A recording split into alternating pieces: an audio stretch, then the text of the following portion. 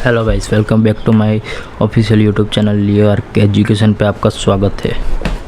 तो अभी हम स्टार्ट कर रहे हैं फूड सेफ्टी ऑफिसर एग्ज़ाम के लिए FSO act food safety and standard act 2006 ना अत्यंत महत्वपूर्ण एडवांस लेवलना 60 MCQ सेट नंबर 3। तो चलिए शुरू करते हैं। पार्ट 1 टेक्निकल धोरण व्याख्यान विशिष्ट जोगवाईओ से। तो FSS एक्ट 2006 नियम मुजब कोईपण पदार्थ में भेड़सेड़ करनार पदार्थ ने शू कहेवामां आवे छे? तो अपमिश्रक। पछी कायदानी कई कलम हेठळ खाद्य पदार्थों में झेरी तत्व, भारे धातु और जंतुनाशकनी मर्यादा नक्की करवामां आवे छे। तो कायदानी कलम 21 हेठळ खाद्य पदार्थों में झेरी तत्व, भारे धातु और जंतुनाशकनी मर्यादा नक्की करवामां आवे छे।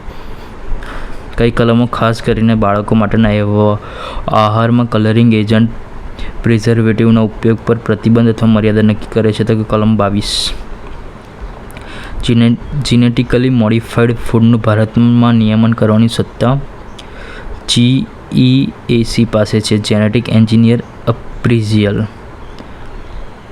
જો કોઈ ખાદ્ય વ્યવસાયમાં ગ્રાહકના સ્વાસ્થ્યને તાત્કાલિક માટે જોખમ હોય તો FSO કઈ કલમ હેઠળ ઇમરજન્સી પ્રોહિબિશન નોટિસ આપી શકે છે? તો કલમ 34 હેઠળ ખાદ્ય વ્યવસાયમાં ગ્રાહકોના સ્વાસ્થ્યને તાત્કાલિક માટે મોટું જોખમ હોય તો FSO પ્રોહિબિશન નોટિસ આપી શકે છે। તો કલમ 34 યાદ રાખજો।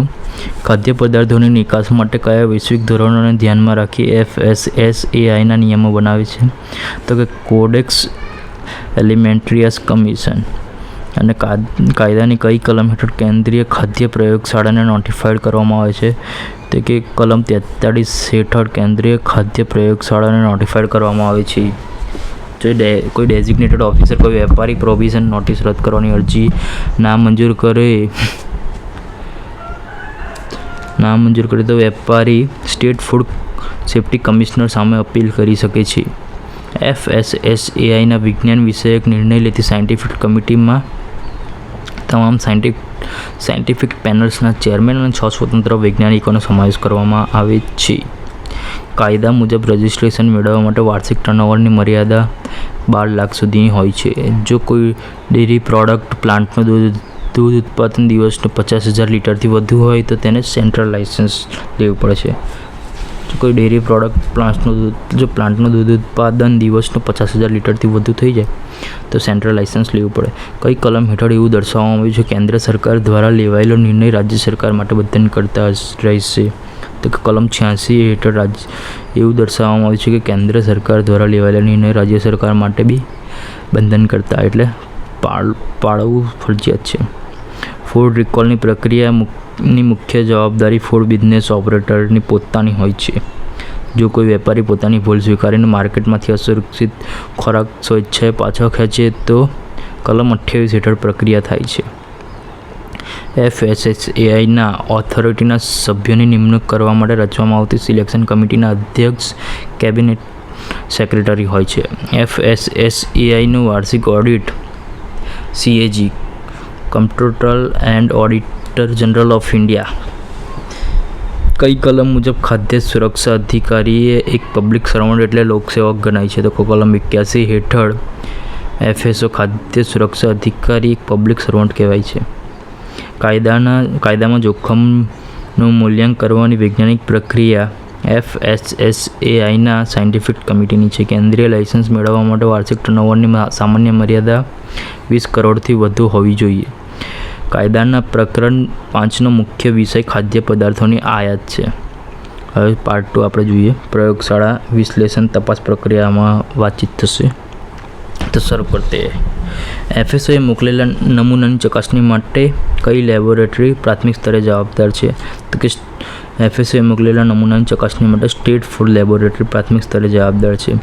જ્યારે ફૂડ એનાલિસ્ટ જ્યારે કોઈ નમૂનાનું પરીક્ષણ શરૂ કરે ત્યારે સૌપ્રથમ તેને સેલની સ્થિતિના બાહ્ય લેબલ ચકાસવાના હોય છે। જો નમૂનાનું સીલ તૂટેલું અથવા ખરાબ હાલતમાં મળે તો ફૂડ એનાલિસ્ટે 7 દિવસમાં ડેઝિગ્નેટેડ ઓફિસરને જાણ કરવી પડે છે। કાયદાની કલમ 47 મુજબ નમૂનાનો ચોથો ભાગ બાકી રાખવામાં આવે છે તે ડેઝિગ્નેટેડ ઓફિસરની સેફ કસ્ટડીમાં સાચવવામાં આવે છે.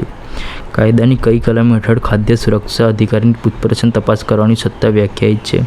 તો કે કલમ 38 હેઠળ ખાદ્ય સુરક્ષા અધિકારીની પૂછપરછ અને તપાસ કરવાની સત્તા વ્યાખ્યાયિત છે.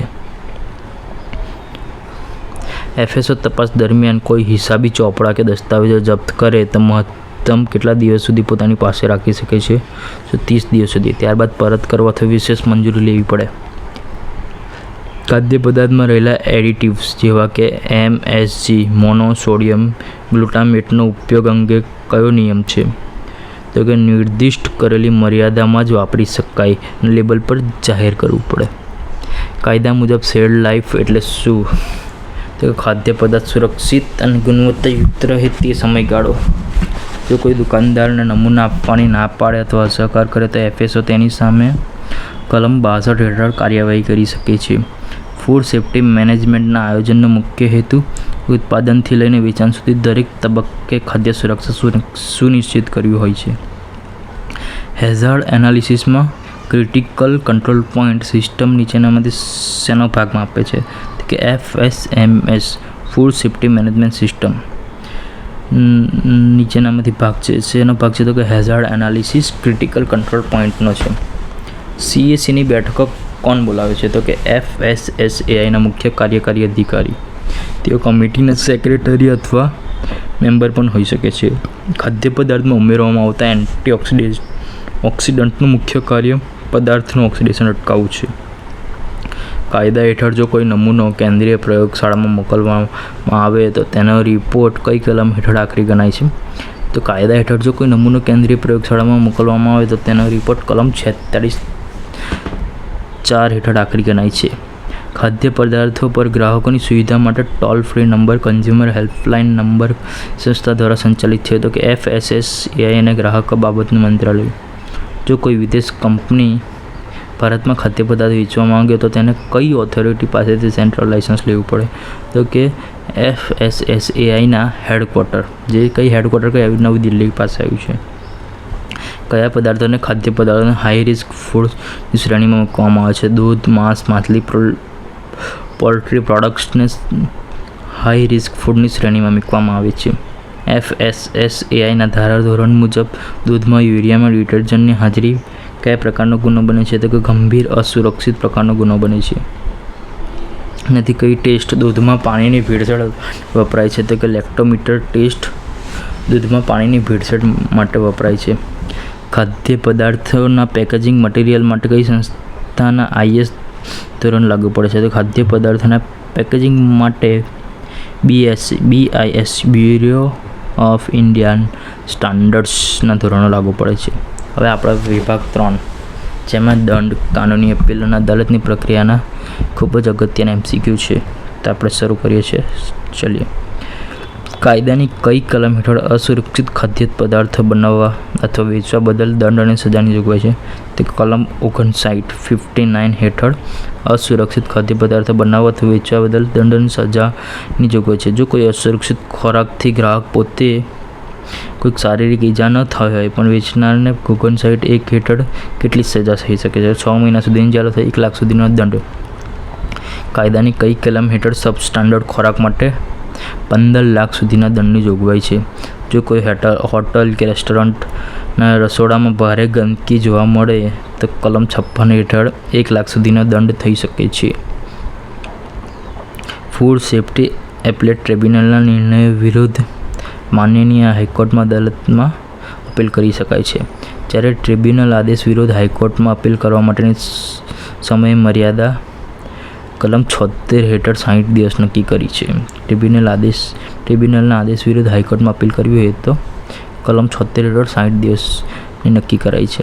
જો કોઈ વ્યક્તિ એક જ પ્રકારનો ગુનો બીજી વખત કરે તો કાયદાની કલમ 63 હેઠળ બમણો દંડ અથવા દરરોજ વધારાનો દંડ અથવા લાયસન્સ રદ થઈ શકે છે.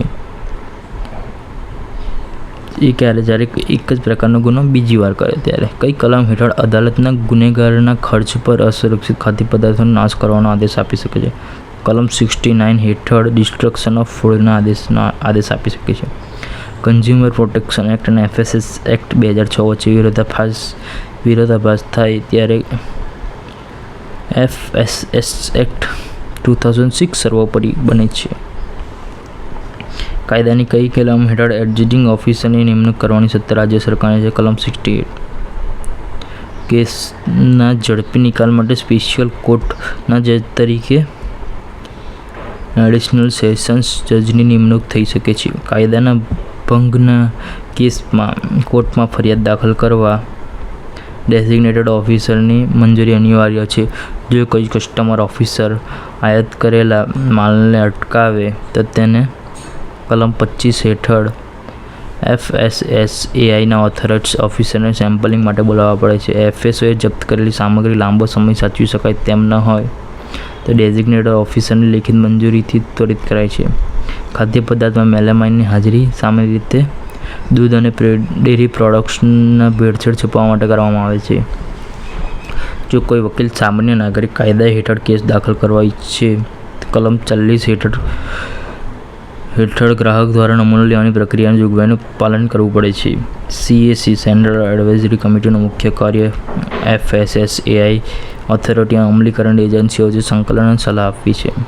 ફૂડ સેફ્ટી મિત્ર યોજનાનો મુખ્ય હેતુ નાના વેપારીને ડિજિટલ લાઇસન્સિંગ ટ્રેનિંગમાં મદદ કરવી છે. કાયદાની કઈ કલમ હેઠળ કેન્દ્ર સરકારના નિયમો બનાવવાની સત્તા આપે છે? તો કે કલમ 91 હેઠળ કેન્દ્ર સરકારને નિયમો બનાવવાની સત્તા આપે છે. FSSAI દ્વારા માન્ય તહેવાર પર મીઠાઈની ચકાસણી માટે food safety connect mobile app અથવા ડિજિટલ પહેલનો ઉપયોગ કરવામાં આવે છે. તો આ સાથે જ સેટ નંબર 3ના ખૂબ જ મોસ્ટ IMP MCQ 60 જે તમને આવનારી પરીક્ષામાં ખૂબ જ કામ લાગશે તો पूर्ण થાય છે. तो चलिए आपको ये वीडियो पसंद आया होगा तो लाइक शेयर और सब्सक्राइब कीजिए और जय हिंद जय भारत. मिलते हैं अगले नेक्स्ट सेट में नेक्स्ट एपिसोड.